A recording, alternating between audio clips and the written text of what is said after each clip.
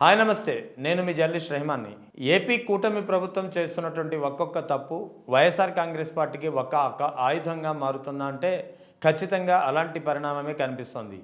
YSR Congress party కొత్తగా ఏమీ చేయక్కర్లేదు. కూటమి ప్రభుత్వం చేసినటువంటి తప్పులు, కూటమి ప్రభుత్వం అనుసరిస్తున్నటువంటి విధానాలే ఆ పార్టీకి ప్రజల్లో మరింత లోతుగా చొచ్చుకెళ్లేందుకు ఒక అవకాశంగా మారుతోందంటే ఖచ్చితంగా ఇందులో ఎటువంటి సందేహం లేదు. వైఎస్ఆర్ కాంగ్రెస్ పార్టీ గత 20 నెలల కాలంలో వివిధ అంశాలపై లేవనెత్తినటువంటి ఒక కార్యక్రమం కానీ, ప్రజా ఉద్యమం కానీ ఆ పార్టీని ప్రజల్లో బలంగా ఉంచేందుకు కారణంగా నిలిచాయి.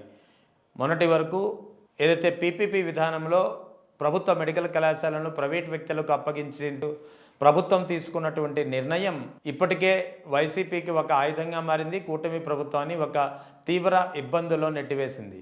ఇప్పుడు తాజాగా అమరావతి రాజధాని అంశంలో మొదటి దశ రైతులకు న్యాయం చేయకుండానే రెండో దశ భూ సమీకరణ చేయనుండడం అనేది ఆ రైతుల్లో ఒక తీవ్రమైనటువంటి వ్యతిరేకతకు కారణమవుతుంది. ఏ రైతులైతే కూటమి ప్రభుత్వానికి 2024 ఎన్నికల్లో వెన్నంటి నిలిచారో ఆ రైతులే ఇప్పుడు కూటమి ప్రభుత్వంపై మండిపడుతున్న పరిస్థితి. ఇక ఇప్పుడు తాజాగా జాబ్ క్యాలెండర్ విషయం అనేది మరోసారి ఒక కొత్త చర్చకు దారితీస్తుంది. వాస్తవానికి ఎన్నికల సమయంలో 5 ఏళ్ల వ్యవధిలో 20 లక్షల ఉద్యోగాలు కల్పిస్తాము, ఉద్యోగ అవకాశాలు కల్పిస్తామనేది కూటమి ప్రభుత్వం ప్రధానంగా ఇచ్చినటువంటి ఒక వాగ్దానం. కానీ ఇప్పటికే 20 నెలలు అయిపోయి ఇప్పటి వరకు ఒక నోటిఫికేషన్ ఏదైనా వెలువడిందా అంటే అది 16,000 ఉద్యోగాలతో ఒక మెగా డిఎస్సి మాత్రమే. ఎటువంటి ఉద్యోగాలు లేవు. నిరుద్యోగులకు పెద్ద ఎత్తున ఆశలు పెట్టుకున్నటువంటి నిరుద్యోగులు ఇప్పుడు ఒక్కసారిగా విమర్శలకు దిగుతున్నట్టు పరిస్థితి. సోషల్ మీడియా ప్లాట్ఫామ్స్లో ముఖ్యంగా ట్విట్టర్, ఫేస్బుక్ వేదికగా నిరుద్యోగులు పెద్ద ఎత్తున మండిపడుతున్న పరిస్థితి. పెద్ద ఎత్తున కామెంట్లు చేస్తున్నారు.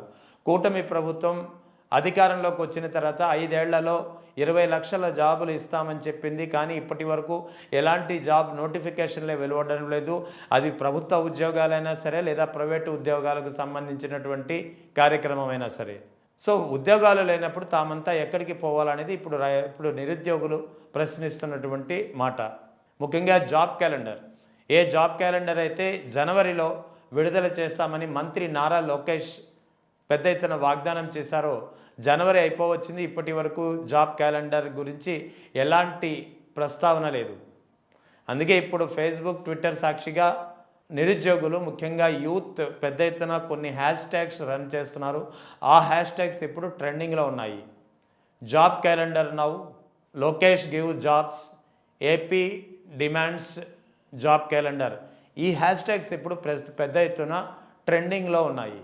సో రానున్న కాలంలో ఇప్పటికైనా ప్రభుత్వం ముఖ్యంగా జాబ్ క్యాలెండర్ ఏదైతే వాగ్దానం చేసిందో, ఏ యువత అయితే పెద్ద ఎత్తున ఈ ప్రభుత్వం అధికారంలోకి వస్తే పెద్ద ఎత్తున ఉద్యోగాలు వస్తాయనే హామీని నమ్మి ఈ కూటమి ప్రభుత్వానికి ఓట్లేసి గెలిపించిందో ఆ యువత ఇప్పుడు పెద్ద ఎత్తున జాబులు ఎక్కడ, తమకు ఉద్యోగాలు ఎక్కడ అని చెప్పి నిలదీస్తున్న పరిస్థితి. ఆన్లైన్ వేదికగా, ఆన్లైన్ సోషల్ మీడియా మాధ్యమాల్లో ఇప్పుడు ఇవే ప్రశ్నలు కనిపిస్తున్నాయి.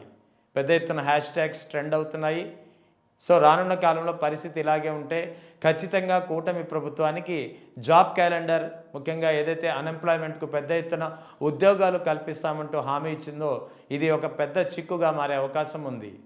సో రానున్న కాలంలో వైఎస్ఆర్ కాంగ్రెస్ పార్టీకి జాబ్ క్యాలెండర్ అనేది మరో ఆయుధంగా కూటమి ప్రభుత్వమే అందించనుందా అంటే ఖచ్చితంగా అవుననే సమాధానం వస్తుంది. సో ఇలా మొత్తం కూటమి ప్రభుత్వం చేస్తున్నటువంటి ఒక్కొక్క తప్పు ప్రతిపక్షం వైఎస్ఆర్ కాంగ్రెస్ పార్టీకి ఒక్కొక్క ఆయుధంగా మారుతోంది. అందుకే ప్రజల్లోకి బలంగా చొచ్చుకెళ్తోంది.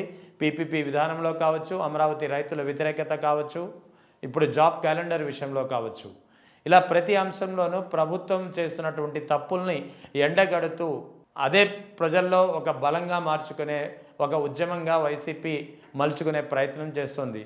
ఇప్పుడు జాబ్ క్యాలెండర్ అంశం కూటమి ప్రభుత్వాన్ని ఒక తలనొప్పిగా మారింది. వైసీపీకు అతిపెద్ద అవకాశంగా మారనుంది.